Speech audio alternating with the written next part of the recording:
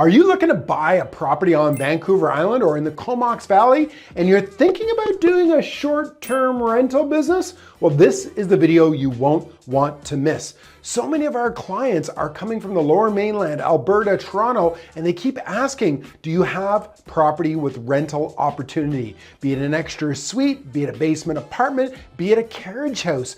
People are looking to capitalize on the #1 industry in BC, which is tourism. And with the rising costs of everything, wouldn't it be nice to put a couple extra bucks in your pocket every month? Well, this video, we're gonna dive into what are the BC provincial laws that have recently changed governing short-term rental, and what are the municipal bylaws that could inhibit you from doing your own Airbnb or VRBO on your property. We're also gonna look at how do you know what to charge? What are the busy seasons? What are the slow seasons? What's the vacancy rate? We're gonna cover all that and more in this video on short-term rental. So let's go get after it right now.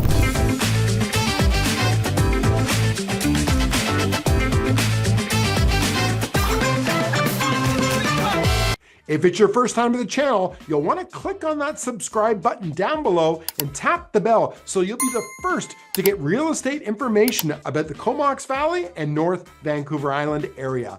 My name is Justin White with the High Tide Real Estate Group. My team and I get phone calls, emails, and texts from people like you, and you looking to make Vancouver Island their new home. So no matter if you're 9 days, 9 weeks, or 9 months away from making the move, all of our contact details are down below. Click on the link and set up a Zoom call with myself or one of my agents. Let's get those questions answered today so we can help make the move smooth and easy for you and your family. In today's video, we're going to be talking about real estate, but we're going to be specifically talking about short-term rental. 92% of our buyers are not from Vancouver Island. They're moving from Toronto, Alberta, Vancouver area. And the #1 question that they ask us, what do you have in properties that have extra rental suites? Either a suite, a basement apartment, a carriage home, or a second dwelling. Now, the reason that they're asking for this is 2 reasons. When you're looking at getting a mortgage, the banks will look that if it does have an extra rental opportunity, what would be the rental income? They estimate the rental income, then that goes back onto your lending amount so that you can increase the amount that you can get from your bank or your mortgage broker. So this now allows you to either get a bigger property, go into a better area, or a bigger home. The second reason is what we're going to talk about, which is short-term rental, be it Airbnb, be it VRBO, which is vacation rental by owner. There is a plethora now of different platforms that you can put your short-term rental on. In BC, the #1 economy, especially on the island, is tourism. And in British Columbia last year, there was $18.5 billion of revenue that was created by the tourism industry. So with the rising costs of things like mortgages, insurance, gasoline, food, wouldn't it be nice to put some of that $18.5 billion back into your pocket every month? But where do you begin? I've been in the rental industry, the short-term rental industry, for a decade now myself. I had 10 Airbnb locations pre-2020. Of course, that's when the world changed. And I would create over 6 figures of rental income each and every year. And part of the video today, I'm gonna show you how I did that. Now, also, when you're getting into short-term rental, you need to know about the laws. The BC laws, which are the provincial laws, as well as the municipal laws. Because a lot of our clients are asking, Justin, can I do an Airbnb in this area? Justin, do I need a business license? Justin, do I need a permit? We're gonna talk about all of that and more as we go into it.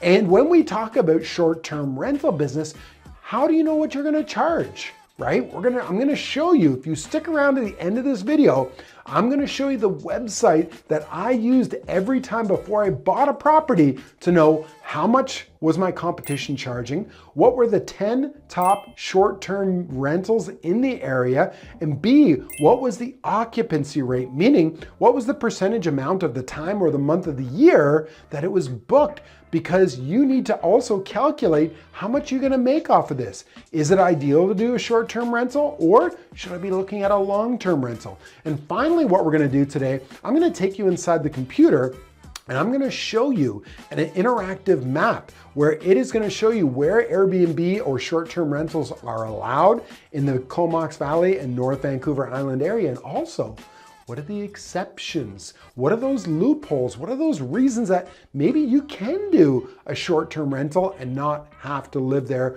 full time? We got a lot of content to cover, so let's go get after it right now. Prior to 2024, it was like the wild, wild west on Vancouver Island and BC. There was no regulations in regards to short-term rentals. So you could buy a home, you could rent out every bedroom. You could have a suite below and a suite above. You could have an apartment building if you wanted to do short-term rental. There was no regulations.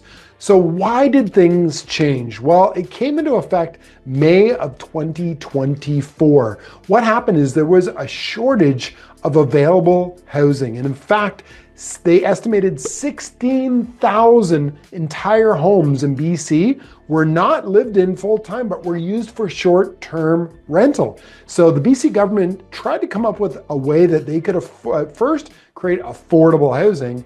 Second, how to create the housing that would make it available. And they started to take a look at the epidemic that we were having in Airbnbs, and they came up with BC's short-term rental legislation. And really what that was is it was to counteract the housing crisis and again, the shortage that we had of all forms of housing, including long-term rentals. So in 2023, again, that data was 16,000 entire homes were being used.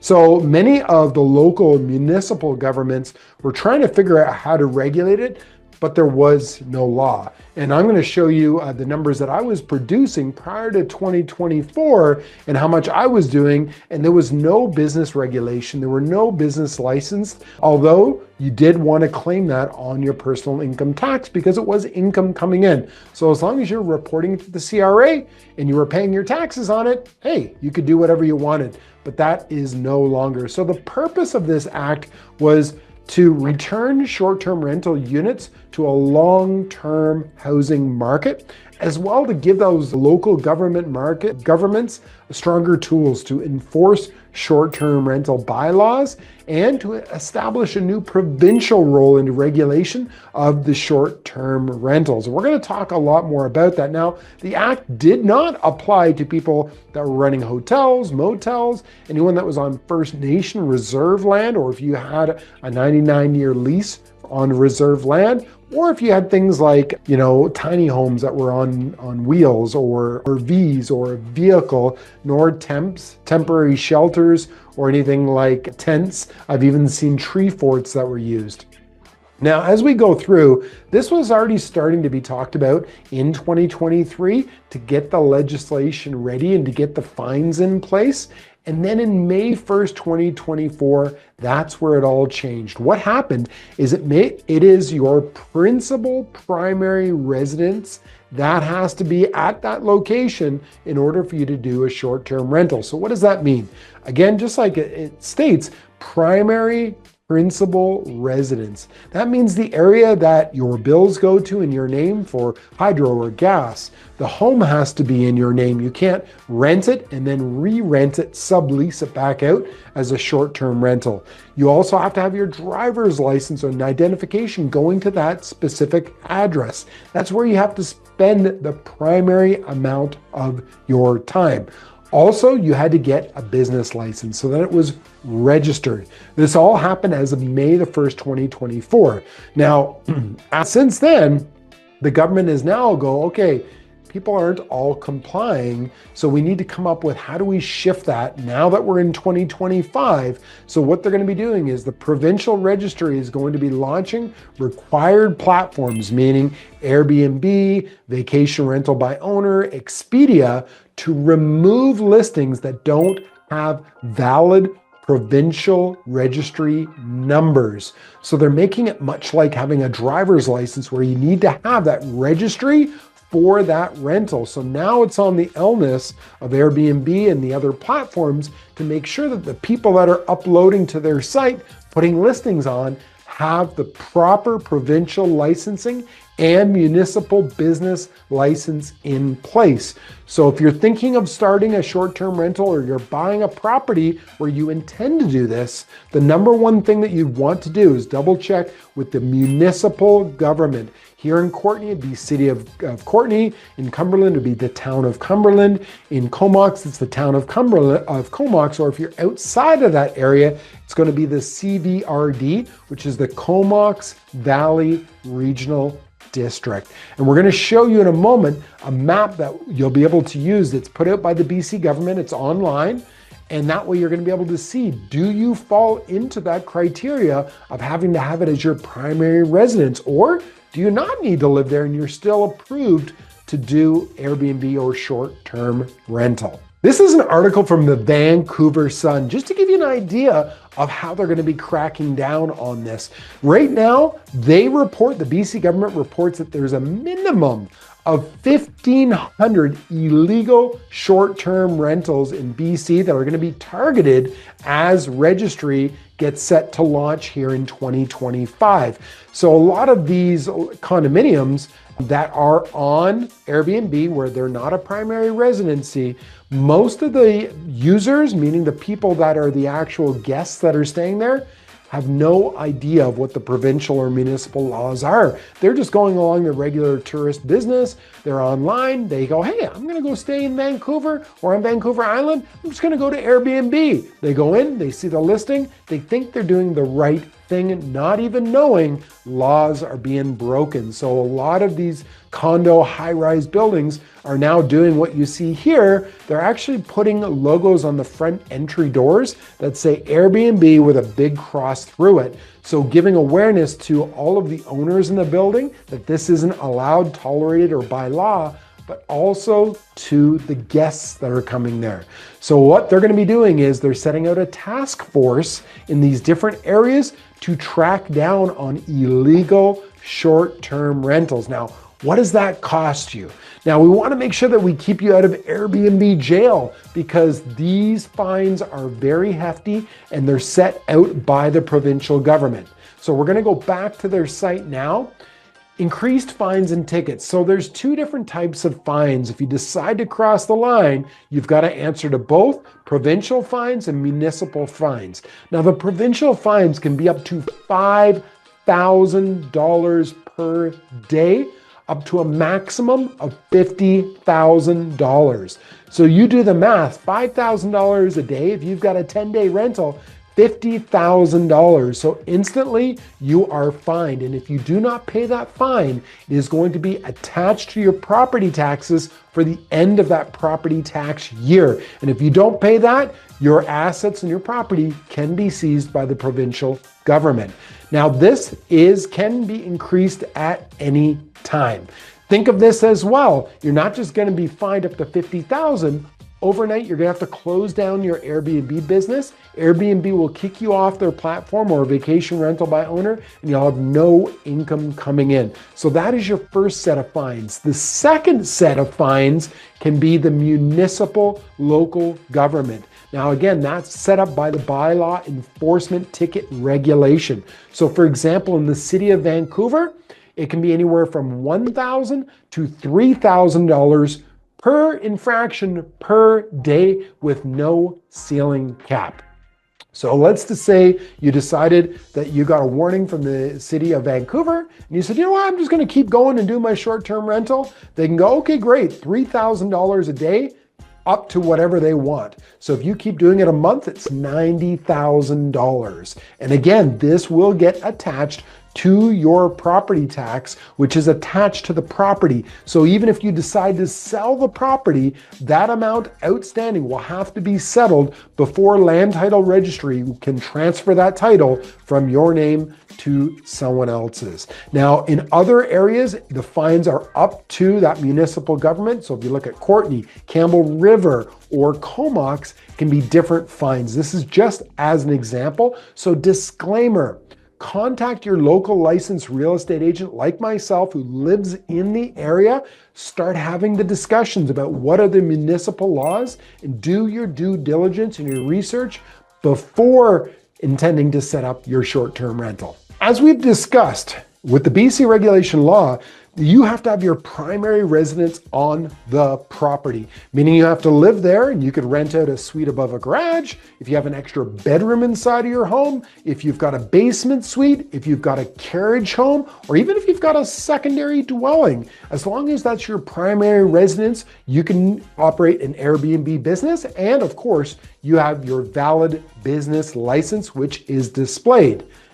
But there are some exceptions. One of the major exceptions is if the population density of that town or city is under 10,000 population. It gets exempt from the BC provincial regulation, then falls into municipal. So what the BC government has done is they've created an interactive map where you can actually go in, that if you're looking to purchase a property, or you're looking to start your Airbnb on your property, you can do your research to see, does it fall within those areas? So on the government.bc.ca website, there's an interactive map, and we're gonna put that in the comment box down below. We're gonna pin it to the top, so for quick reference, and it's the principal residence location map. And when you click on the map, it's actually very well done interactive map, and it's going to show all of British Columbia. Now, any of the areas that are in the green zone, these are principal resident BC areas, meaning that has to be your primary principal residence. But if we zone in, and specifically on Vancouver Island and the North Vancouver Island, you can see there's a few areas that are green: Cumberland, Courtenay, Comox, Campbell River. So when we click on those areas, on the left-hand side, it's gonna zone in, and it's gonna say that this is an area where provincial principal resident requirement, yes, because it's over that 10,000 person area population. And the jurisdiction is Cumberland Village. And then it says that you go to the local government short-term rental business license requirement. And they've got a link right here so that you can go in and you can see, what does the village of Cumberland need in order for you to open up your short-term rental? Now, we do have another video that we created. Check it out. It's all about discovering Cumberland, where we go through the different areas of Cumberland. We look at new home construction, townhouse construction, even homes that are in the late 1800s. We also tour the downtown area. We talk about what are the hot spots that would drive people to stay at your Airbnb. Things like Comox Lake, things like the downhill mountain bike trails, things like the microbreweries, the pizza, the bakery. They're all in our video about discovering Cumberland. Now we come back to the map, we close that off. You can go through and you can check out each individual area. So if you're curious about, what is Courtenay? Does it fall within it? Yes, it does. What is the local government short-term rental business? But here's where I want to bring your attention to, because there's a lot of confusion about this, thinking that it has to be your primary residence. But if you look at how much of the area is not under the green provincial registration. Areas south of Courtenay that I would be looking at if you were to open up a short-term rental: Royston area, Union Bay area, all ocean view along the Highway 19A. One of the most popular areas is Hornby Island, where you can charge a premium for your rental there because it has Tribune Bay. Literally hundreds of thousands of people flock every year to Hornby and Denman Island. You've got Fanny Bay area. Again, ocean views. These are oysters and mussels that are shipped all over the world. It's world famous in Fanny Bay. All of these areas, you don't fall under the provincial regulations. As well, one of our favorite, Saratoga Beach, right here by Miracle Beach Provincial Park. Oyster River, Williams Beach. These are prime areas that when it comes to tourism in the summer, these are peak areas that people are looking for.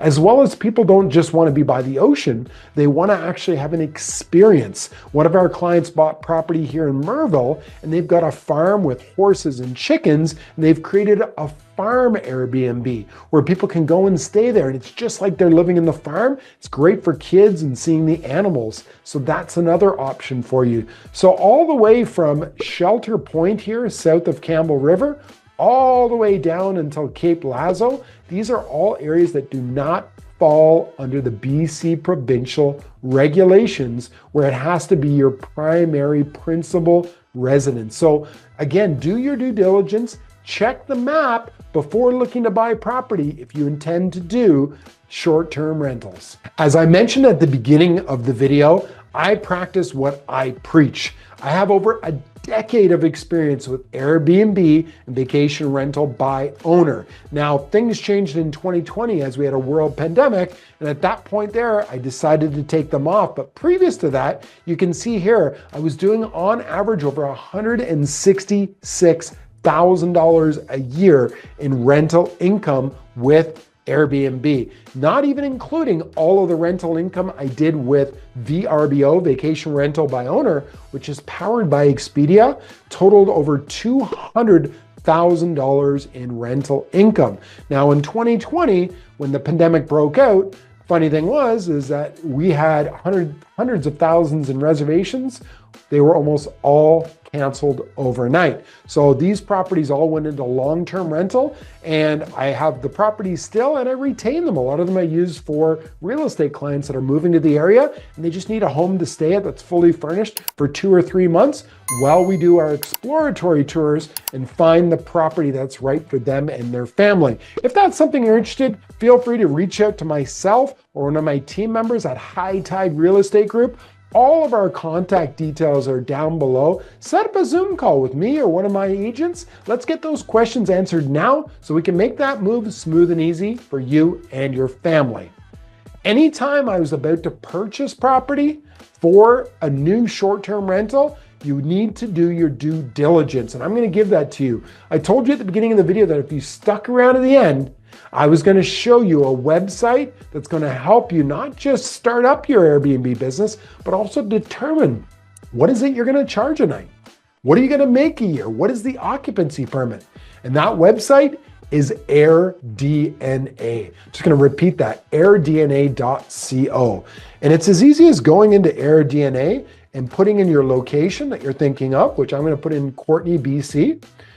And what it will do is it'll give us an interactive map, and it will show all of the short-term rentals that are available. So you'll want to see what is your competition, how many are there. And currently at this point here in January 2025, there are 190 short-term rental listings that are here in the area. Now, it'll also give you great information like what is your annual revenue projected to be.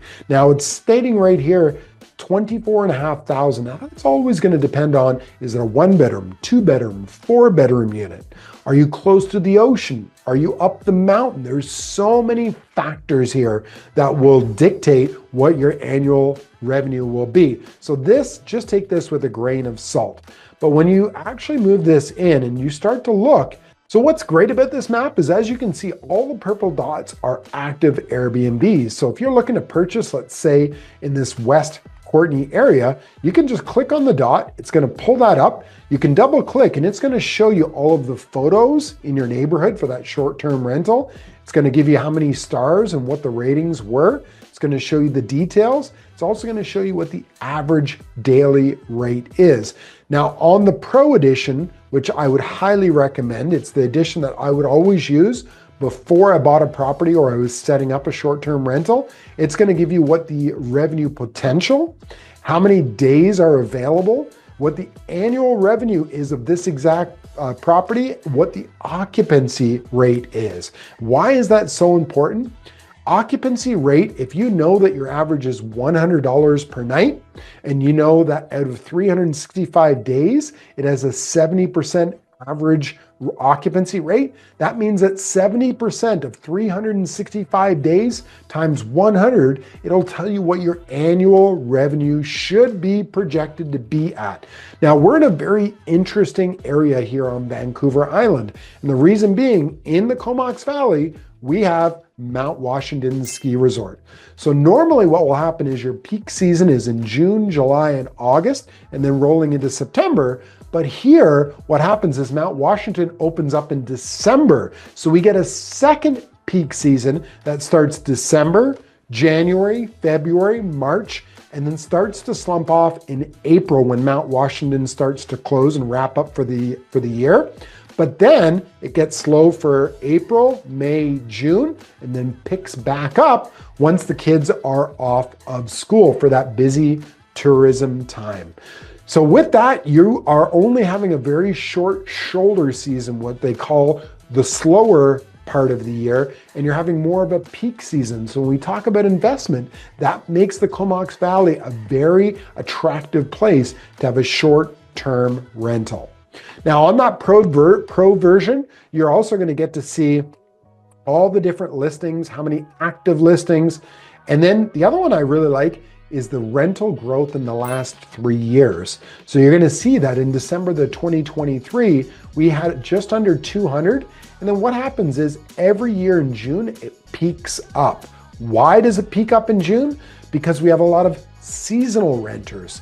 These are people that may have a cottage on their property or that extra carriage home. And what they do is in the winter, they use it for their own family or their own usage. Then they put it back on the market. So keeping in mind that in the summer, we may have the same amount of rental units in the valley, but it peaks up in June and July because these are seasonal people that only rent out in the summer. Again, taking advantage of that tourism industry, of that $18.5 billion that comes to BC every summer and every year. So they're taking advantage of that. But there is a plethora of information that you'll want to go through on this AirDNA. The Pro version is worth its weight in gold. The other thing it will show you is the top 10 rentals in our area. You'll want to go into there and you'll want to read their reviews to see what were they doing great. What was it that they provided? Was it gift basket? Was it instructional maps showing the top 5 top swimming areas of the area? Is it downhill mountain biking maps? I'm just giving you a few examples, but you'll want to read the reviews from people that have left 5 stars to see what are the top 10 rentals doing right. Then you can take that and model it and do the same inside of your short-term rental. Now, on the flip side of it, you want to look at the lower reviews, the 1-star, 2-star reviews, because you want to see where they're missing the mark, so that way your Airbnb or VRBO will have what people want. So the combination of looking at the reviews that are 5 stars and 1-star reviews are going to give you ideas on what yours must have in order to get maximum per night rental and maximum occupancy rate. This is the way that you'll take yours and go 6 figures of income, rental income per year. AirDNA.co. Well, I hope you've enjoyed today's video on short-term rentals in the North Vancouver Island and Comox Valley area. Today we talked about laws, including provincial and municipal laws. Now, disclaimer, you'll want to do your own due diligence in these areas or reach out to someone like myself, who's a licensed realtor who can help you along the planning process. Speaking of planning, we also looked into AirDNA today. This way you can do your due diligence to find out what is the average rental price per night, what is the occupancy rate, and what's your competition doing. These are all valuable things if you're thinking about short-term rental. Now, if you found value in the video, of course, click on the like button down below and share it with friends and family. And as well, leave me a comment in the comment box and I'll be sure to reply back to you. And if you're looking at making the move to either North Vancouver Island, the Comox Valley, or Campbell River, reach out to me, Justin White, or one of my team members at the High Tide Real Estate Group. All of our contact details are down below. Set up a Zoom. Let's get those questions answered now. No matter if you're 9 weeks or 9 months away from making the move, let's make it smooth and easy for you and your family. And of course, if you're coming to the Valley, reach out to us. We'd love to see you in person, or we'll see you on the next video.